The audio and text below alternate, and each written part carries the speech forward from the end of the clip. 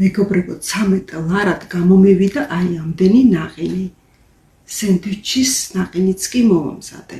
დაგჭირდება დიდი ღრმა ჯამი, დაახლოებით 8 ლიტრიანი, ვიყიდე 300 გრამი ნაყინის ფხვნილი, 2 ცალი ვანილი, 1 ცალი შესქელებული რძე, უნდა იყოს ცივი იმ წუთას გამოღებული მაცივდან და რძეც იმ წუთას გამოღებული მაცივდან ცივი ყველაფერი.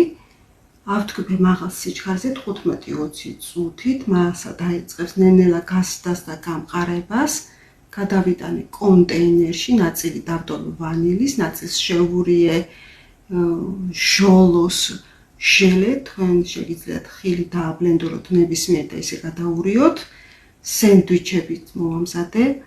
მინის კონტეინერთან ფრთხილად იყავით, მინას უნდა ეწეროს სახურავზე, რომ ინახება საყინოელში. წინააღმდეგ შემთხვევაში შეინახეთ პლასმასის კონტეინერში და ბოლოს ნაწილს დავახარე 2 სუფრის kovsi კაკაო, გადაუღია ესეც კარგად, გავყინე მაცივარში მინიმუმ 8 საათი და შემდეგ გემრიელად მივირთვი.